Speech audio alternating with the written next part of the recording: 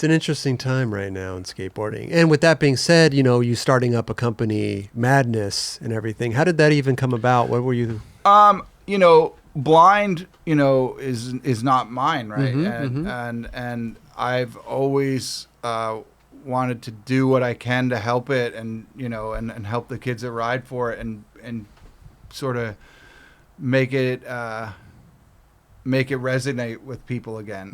And I think we've done a decent job. And I think, like I said, like I really like the characters that have ridden for it or ride for it now, because they're down, you know, and it's like, it's such a vast group of talent that all bring something different to the table.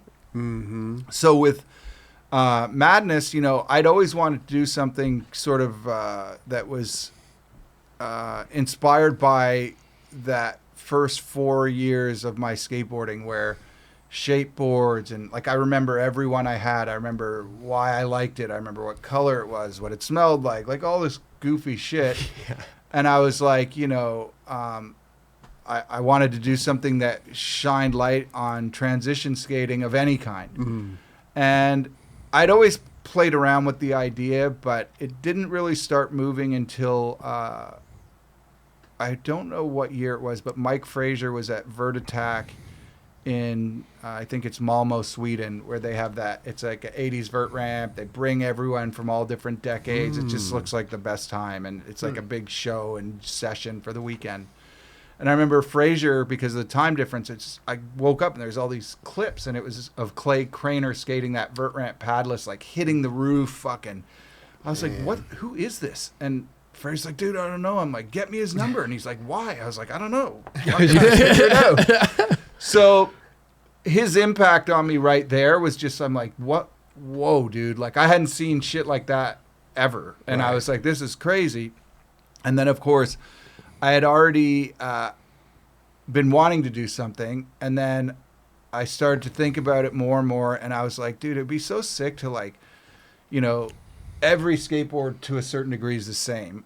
Like, I want to make different stuff, and I want to, like, you know, skateboards are $49.99. I'm like, why don't we make nicer skateboards that, you know, where you really can get into the wood shop and really fuck with like fit and finish and detail, and like really put the energy into each board. And, you know, the more I started thinking about this, I started talking to a few people, and Sam Beckett was one of the riders. And I started sort of building this thing where, you know, Sam, Clay Craner, Alex Perlson, to me, was always one of my favorite skateboarders, so I wanted him involved. And I remember talking with them, you know, and again, we didn't really have a roadmap, but I was like, you know, we should make like really cool skateboards. And they're like, how cool can we make them? I'm like, I don't know, but we should fucking, everyone should be like super crazy. And I remember Sam was like, it's almost like you don't know if you want to skate it or hang it on the wall. And I was like, exactly. Like, that's how much I want to pour into each board. Right. And so as this started going, you know, I was fortunate in a sense to start working with Eric Woolham at Dwindle and explaining kind of like what I was seeing, or, you know, and the name Madness, like, to me meant a lot. Like, I have next level OCD. I always have, but, you know, to a fault at points. But it also kind of represented like what I see skateboarding. Like, no one like puts a gun to someone's head and says, hey, skate that 20 stair and knock your teeth out and get back up and skate it some more. It's like a skateboarder's way, right? It's this madness of like, you know, like, what is really going on here? What is the drive? Why is it, did they conquer these? If, again, it could be a manual, it could be a big set of stairs, it could be whatever, but chances are that skater will get through this. Battling is an understatement compared to the mental stress and everything you go through. But the persistence is there, right? So, you know, Madness just seemed very fitting to skateboarding, at least for me, right? And then, you know, as we got into like ideas, like Woolham, like, so he, like, when I saw the first line, like, he so well like overachieved what my mind even was ever at to where he's at now. It's just like his Dude, he's on one. Like the way the attention to detail he puts into the boards and like the graphic and like everything, like all the different inlays or textures, it's like phenomenal. And it's so rad to like work with someone that's like, he like outdoes it every time. I'm like, fucking, are you shitting me? You know? So it's like really fun because we made these, like they were thought of, like, you know what I mean? Sure. Like being part of that process is really exciting, and having, you know, my biggest challenge, how do we do it cooler next time? And being able to work with someone that's like gets that. And then of course, like, you know, working with Bod, who, you know, fully understood where my passion lied in this, and, you know, doing a new brand without question. Like the last thing a shop wants is another skateboard company. I get it, dude. Like, it's like, fuck off, you know? So when I first started doing this, I would call the different shops around here and be like, hey, you know, I'm doing this thing. Like, oh, fuck.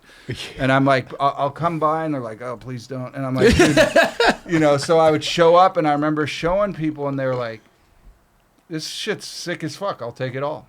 Wow. And, you know, and I think a bit of what has happened is, you know, I think people enjoy the effort that we're putting into the product. And, you know, I think that, you know, it's fun when a brand has a reason to exist. And I feel like part of that's transition. Part of that is, you know, the kind of group that we've put together.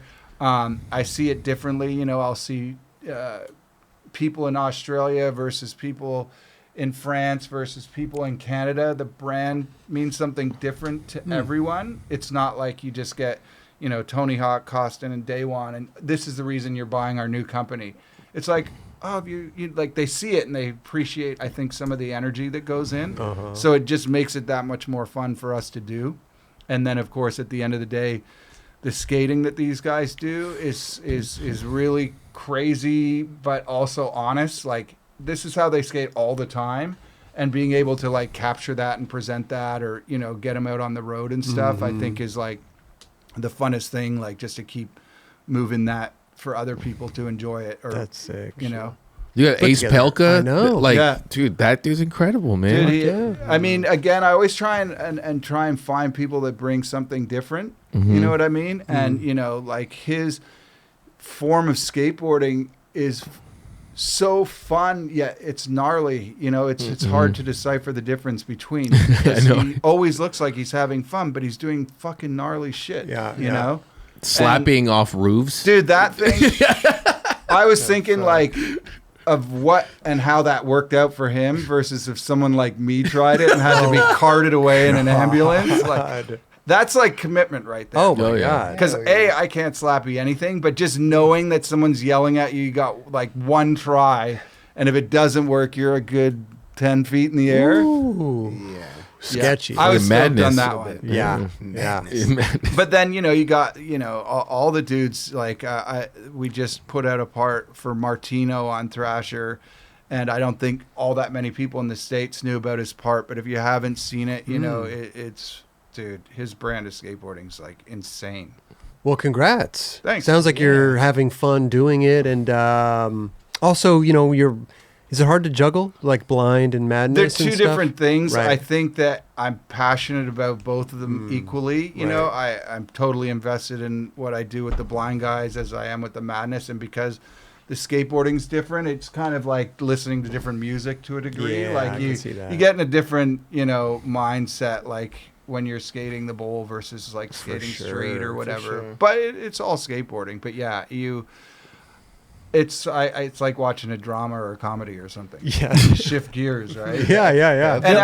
And I'm lucky in the sense that these guys, you know, if it's the people that I work with behind the scenes or the skaters themselves, they inspire me so much that it's like, it doesn't feel like work, even though it's fucking crazy, you know?